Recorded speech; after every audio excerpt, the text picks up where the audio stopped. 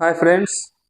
मेरा नाम है दिनेश और मैं बाय प्रोफेशन एक इंजीनियर हूँ और 9 साल से मैं काम कर रहा हूँ फैसिलिटी इंडस्ट्रीज़ में।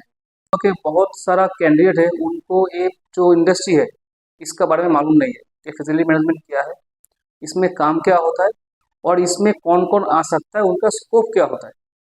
तो चलिए आज का वीडियो उस टॉपिक पे फैसिलिटी मैनेजमेंट का ऊपर में। अगर ये वीडियो आपको इन्फॉर्मेटिव लगता है तो आप प्लीज़ सब्सक्राइब कर दीजिए और वीडियो ज़रूर देखिए एंड तक, क्योंकि मैं फैसिलिटी मैनेजमेंट का हर एक चीज़ आपको यहाँ पर डिस्क्राइब करने वाला हूँ। चलिए शुरू करते हैं।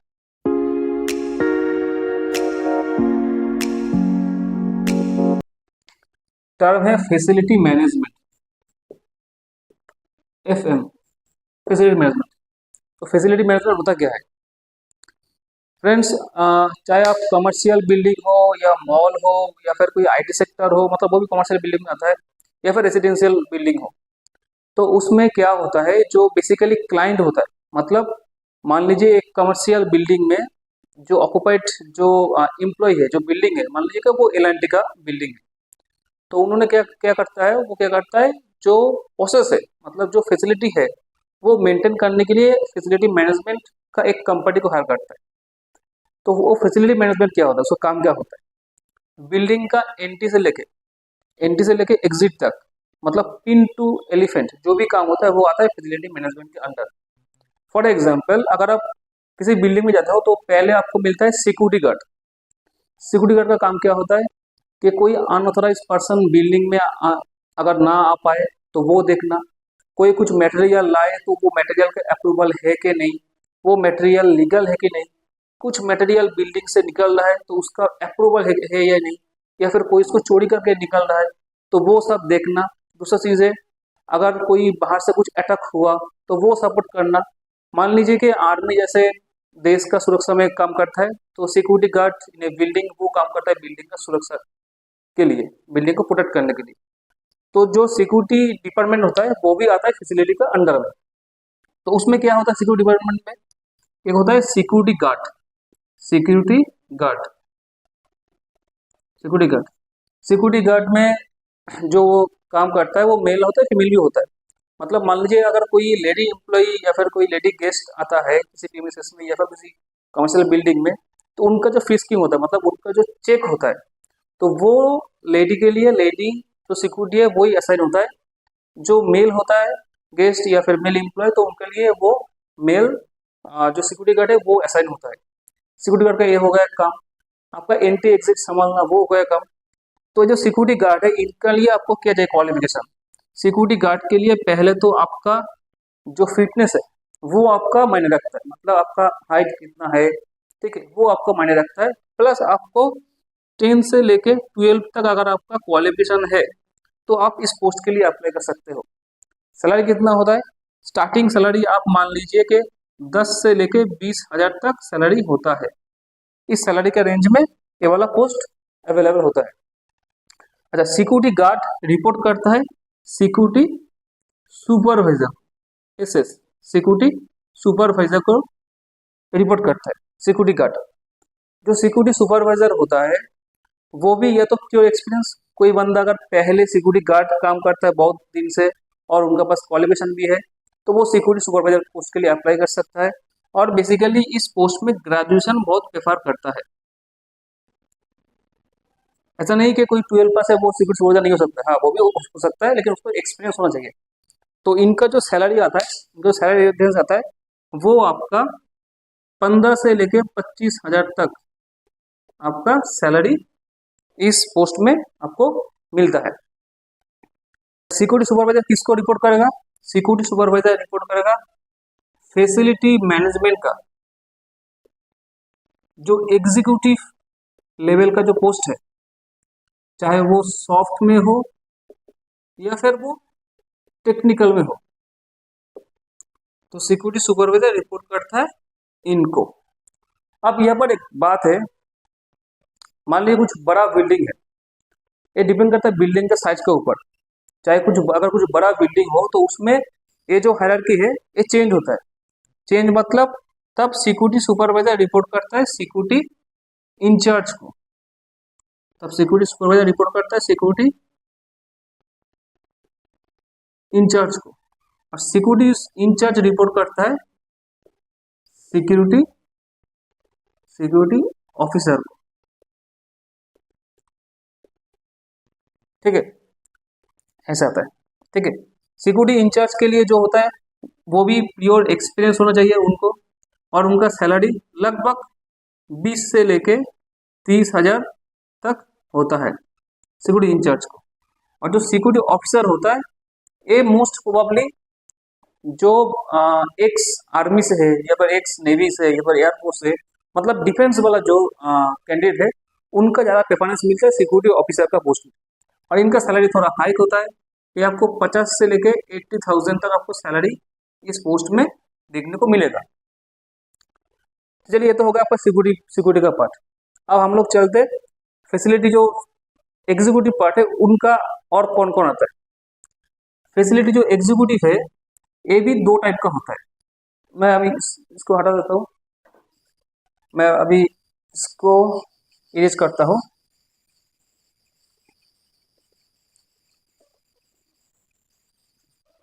फैसिलिटी एग्जीक्यूटिव भी दो डिपार्टमेंट होता है। एक होता है आपका टेक्निकल सर्विस, एक होता है आपका soft service. Soft service facility executive दो कैटेगरी में डिवाइड होता है, टेक्निकल सर्विस और सॉफ्ट सर्विस। अब हम चलते हैं टेक्निकल सर्विस में क्या आता है, सॉफ्ट सर्विस में क्या आता है। पहले चलते हैं सॉफ्ट सर्विस में। सॉफ्ट सर्विस में आपका आता है हाउस कीपिंग, HK, एक हाउस कीपिंग डिपार्टमेंट होता है। इस डिपार्टमेंट में काफी सारा आपको हायरार्की मिलेगा। हाउस कीपिंग सुपरवाइजर, इनका अंडर में जो आता है वो होता है आपका, एक होगा आपका पार्किंग,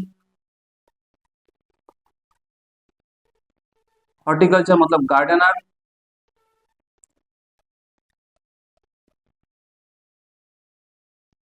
आपका कैफेटेरिया मैनेजमेंट, वो भी आपका हाउस कीपिंग में ही आता है। हाउस कीपिंग स्टाफ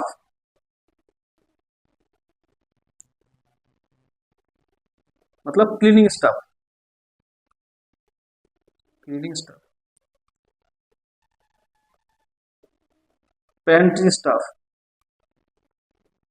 ठीक है, ये सारा आता है आपका हाउसकीपिंग का अंदर है। अब जो ये हाउसकीपिंग का डिपार्टमेंट है इनका लिए क्वालिफिकेशन आपको 10 से लेकर 12 अगर मिनिमम आपका क्वालिफिकेशन तो आप अप्लाई कर सकते हो। सैलरी कितना मिलता है आपको, 10 से लेकर 15,000 तक आपका सैलरी इस पोस्ट में मिलता है। जो हाउसकीपिंग सुपरवाइजर होता है उनका मिनिमम आपको ग्रेजुएशन चाहिए, आपको ग्रेजुएशन चाहिए। सैलरी आपको 20 से लेकर 25,000 तक आपको सैलरी मिलता है। लेकिन एक खास बात है, जो हाउसकीपिंग सुपरवाइजर होता है उनको केमिकल का नॉलेज होना चाहिए। Chemical means chemical means chemical means वो सारा केमिकल जो क्लीनिंग में यूज होता है। मान लीजिए जिस केमिकल से आप ग्लास क्लीन करते हो और जिस केमिकल आप वॉशरूम के लिए यूज करते हो वो अलग होता है। तो वो केमिकल कौन सा यूज करना है और उसका डाइल्यूशन कितना है, मतलब कितना पानी में कितना ml का वो क्वांटिटी डाइल्यूट करना है और उसको यूज कैसे करना है। चेयर के लिए अलग चेयर क्लीनिंग, सोफा क्लीनिंग, वो हर एक चीज का केमिकल अलग अलग आता है। दूसरा चीज है आपका जो डस्टर होता है उसका भी यूजेस, मतलब मान लीजिए कि आप बिल्डिंग में जो वॉशरूम का अंदर जो डस्टर यूज होता है वो रेड कलर का होता है, जो बाहर होता है वो ग्रीन कलर का होता है, ताकि कभी भी वॉशरूम का डस्टर बाहर में यूज ना हो। तो ये सारा चीज हाउसकीपिंग सुपरवाइजर उनको ये नॉलेज में होना चाहिए। एक इंटरव्यू में तो फ्रेंड्स को एक क्वेश्चन आता है कि कौन सा डस्टर कहाँ में यूज करना है, कौन सा केमिकल कहाँ में यूज करना है, तो इसका नॉलेज होना चाहिए। तो ये हो गया आपका हाउसकीपिंग का पार्ट। ठीक है, अब हाउसकीपिंग सुपरवाइजर रिपोर्ट करता है सॉफ्ट सर्विस एग्जीक्यूटिव को। अब ये क्या करता है, सॉफ्ट सर्विस एग्जीक्यूटिव ये तो पूरा फंक्शन मेंटेन करता है। उसके बाद ये कंप्लायंस का भी चीज मेंटेन करता है। कंप्लायंस जैसे आपका जो केमिकल आ गया उसका MSDS है कि नहीं, या फिर मान लीजिए आपका अगर किचन है तो किचन में आपका रेड डॉट ऑडिट चल रहा है कि नहीं, या फिर किचन में और भी ऑडिट होता है, वो ऑडिट हैंडल करना, वो सारा जो कंप्लायंस का आता है वो भी सॉफ्ट सर्विस से मेंटेन होता है। अच्छा, इधर पे और एक डिपार्टमेंट आता है इसमें, ये हाउसकीपिंग में नहीं आता है, सॉफ्ट सर्विस में डिटेल आता है, वो है कैफेटेरिया मतलब किचन। कुछ कुछ प्रॉपर्टी में इनबिल्ट किचन भी रहता है जो सॉफ्ट सर्विस के अंडर में आता है। अभी किचन में फंड है, मतलब किचन का जो स्टाफ है वो रिपोर्टिंग करता है सॉफ्ट सर्विस को, लेकिन किचन में जो इक्विपमेंट यूज होता है, मान लीजिए जितना आपका इंडक्शन, इंडक्शन आप कुकर, फिर आपका बेन मेरी जो भी यूज होता है वो सारा चीज हैंडल करता है टेक सर्विस के अंदर। तो ये हो गया आपका सॉफ्ट सर्विस का। सॉफ्ट सर्विस एग्जीक्यूटिव जो काम करता है उनका सैलरी 20 से लेकर 40,000 तक उनका सैलरी होता है। और एक चीज आता है सॉफ्ट सर्विस के अंडर अंडर में, जो है आपका front office. Front office manage करना मतलब रिसेप्शन मैनेज करना। तो जो रिसेप्शन मैनेज करता है उनका भी सैलरी काफी अच्छा होता है। उनका सैलरी भी आपको 20 से लेके 30,000 तक इन जनरल आपको मिल जाएगा फ्रंट ऑफिस के लिए। इनके लिए भी आपको ग्रेजुएशन चाहिए और आपका जो स्पीकिंग पावर है मतलब स्पोकन है वो आपको थोड़ा अच्छा होना चाहिए, फिर आपको इस पोस्ट में आप इजीली आप अप्लाई कर सकते हो। चलिए, ये तो हो गया मेरा सॉफ्ट सर्विस का। अब मैं तो टेक्निकल सर्विस में, अगर आपको हाउसकीपिंग का जो केमिकल वगैरह यूज होता है डाइल्यूशन, उस पे अगर कोई वीडियो चाहिए तो आप कमेंट सेक्शन में कमेंट कीजिए, मैं उसके अगेंस्ट में भी आपको वीडियो एक बना दूंगा कि कौन सा केमिकल कहाँ पर यूज होता है और उसका डाइल्यूशन वो कितना में आता है। ठीक है, तो आता हूँ टेक सर्विस में। तो मेरा एक हो गया सिक्योरिटी, मैं इस साइड में पॉइंट आउट कर लेता हूँ। एक हो गया सिक्योरिटी डिपार्टमेंट, सिक्योरिटी डिपार्टमेंट। एक हो गया आपका soft service department, soft service department. ठीक है, अब आता tech service department. Tech service में क्या आता है, एक बार होता है टेक्निकल एग्जीक्यूटिव का पोस्ट होता है। इसमें जो आपका आता है हायरार्की, वो आता है आपका इलेक्ट्रिशियन,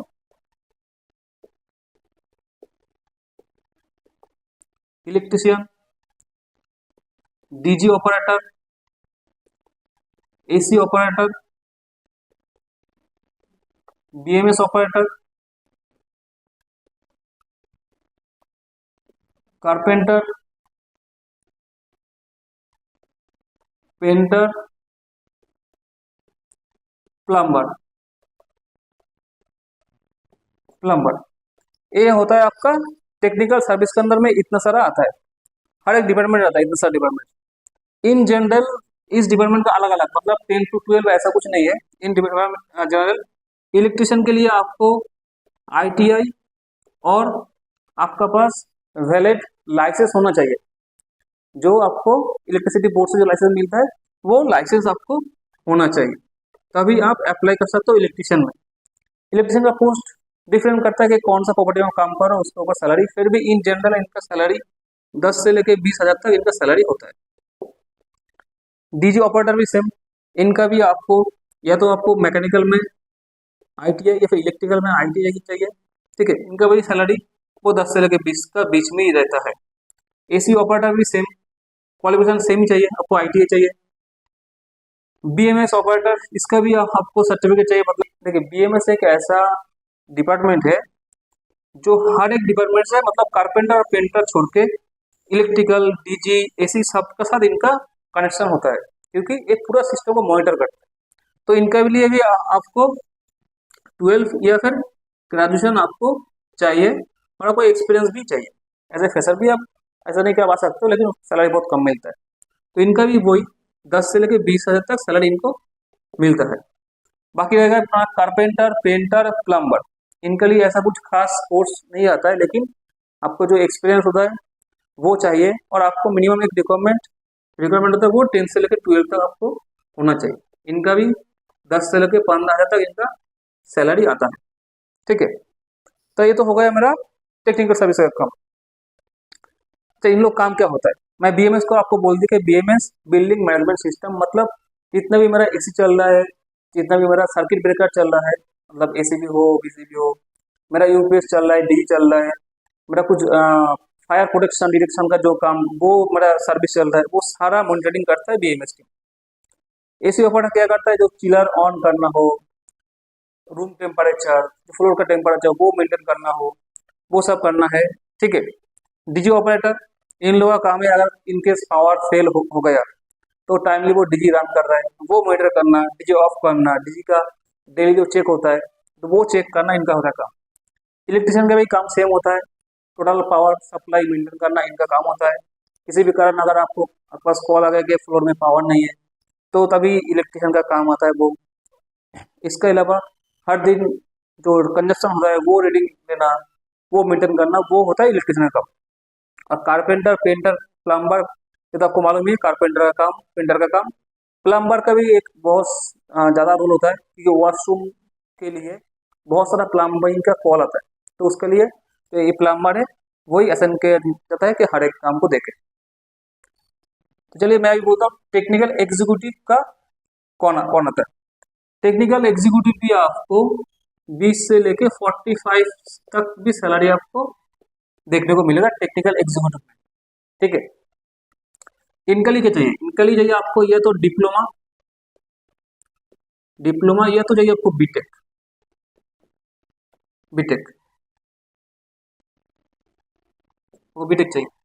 तो इलेक्ट्रिकल में अगर होगा तो ज़्यादा प्रेफरेंस मिलेगा, लेकिन मैकेनिकल में भी इस पोस्ट में काम करता है। ठीक है। तो इनका काम क्या होता है, ये तो पूरा डिपार्टमेंट मेंटेन करना, डिपार्टमेंट मेंटेन करना इन सेंस ऑफ जो इक्विपमेंट है उसको मेंटेन करना। तो ये जो डिपार्टमेंट है ये पूरा इक्विपमेंट को ऑपरेशन में रखता है। तो ऑपरेशन तो ये टीम हो गया। फिर उसका बाद जो इक्विपमेंट मतलब जो एसेट है साइड में, उसका लाइफ मतलब मान लीजिए कि आपके पास एक चिलर चल रहा है वो 15 साल हो गया तो उसका लाइफ खत्म हो चुका है, तो उसका प्रपोजल देना, फिर वो उसका मतलब नया इक्विपमेंट इंस्टॉल करना, उसको रिप्लेस करना, या फिर जो इक्विपमेंट है उसको मॉडिफिकेशन करना, कुछ नया काम आ जाए तो वो काम को उसका BQ बनाना, उसको फ्लोट करना, कोटेशन लेना, वो काम एग्जीक्यूट करना, वो सारा कुछ आता है टेक्निकल एग्जीक्यूटिव के अंडर में। तो ये बार जो इंजीनियर काम करता है उनका सैलरी आपको 20 से 45 तक मिलेगा।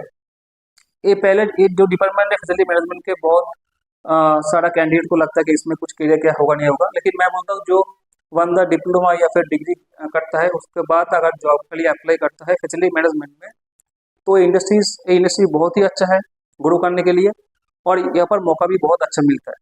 ठीक है। तो ये हो गया एग्जीक्यूटिव पोर्शन। एग्जीक्यूटिव रिपोर्ट करता है असिस्टेंट फैसिलिटी मैनेजर, मतलब AFM। अब इसमें बात आता है जो प्रॉपर्टी छोटा होता है, जैसे कि मैं सिक्योरिटी के बारे में बोल रहा था, जो प्रॉपर्टी छोटा होता है उसमें एक ही AFM पोस्ट होता है। तो जितना भी एग्जीक्यूटिव है वो AFM को रिपोर्ट करता है, मतलब सॉफ्ट टेक बोथ। अगर प्रॉपर्टी बड़ा हुआ, मैन पावर ज़्यादा है, तब ए पोस्ट भी डिवाइड होता है, AFM in technical and AFM assistant facility manager in soft service. तब ये सॉफ्ट सर्विस जो है रिपोर्ट करता है, सॉफ्ट सर्विस का AFM को, टेक्निकल का रिपोर्ट करता है टेक्निकल का AFM को। जो AFM होता है इनका भी अगर टेक्निकल सर्विस में है तो ऑब्वियसली इनको इंजीनियरिंग का कोई सर्टिफिकेट चाहिए प्लस एक्सपीरियंस चाहिए। मिनिमम 8 to 10 ईयर्स आपको एक्सपीरियंस में चाहिए AFM पोस्ट में। सॉफ्ट सर्विस का ये तो मिनिमम आपको ग्रेजुएशन चाहिए प्लस आपका एक्सपीरियंस भी चाहिए। इन दोनों का सैलरी 35 से लेके 65 या फिर 70 तक भी होता है सैलरी। ये हो गया मेरा AFM और दोनों AFM का पोस्ट। अब दोनों AFM रिपोर्ट करता है इनको, फैसिलिटी मैनेजर। फैसिलिटी मैनेजर के लिए आपको एक्सपीरियंस चाहिए, आपको या तो AFM का एक्सपीरियंस चाहिए, और इसका जो क्वालिफिकेशन चाहिए वो आप ग्रेजुएट भी हो सकते हो, मतलब graduate in any stream, BTech, या फिर आप MBA, या फिर आपका होटल मैनेजमेंट, किसी भी प्रोफेशन से आप AFM पोस्ट में आप आ सकते हो। इनका सैलरी पैकेज काफ़ी अच्छा होता है, आपका 80,000 से लेके 2.5 लाख तक 2.5 लाख तक सैलरी पैकेज इनका होता है एज ए एफएम। एफएम के लिए आपको पास नॉलेज भी होना चाहिए, जैसे आपका बिल्डिंग ऑपरेशन, बिल्डिंग का कंप्लायंस, उसके बाद आपका एसेट का नॉलेज, ठीक है, ये सारा नॉलेज, बिल्डिंग सेफ्टी, तो ये सारा नॉलेज आपके पास होना चाहिए। अच्छा, और एक डिपार्टमेंट होता है जो होता है फायर फाइटिंग।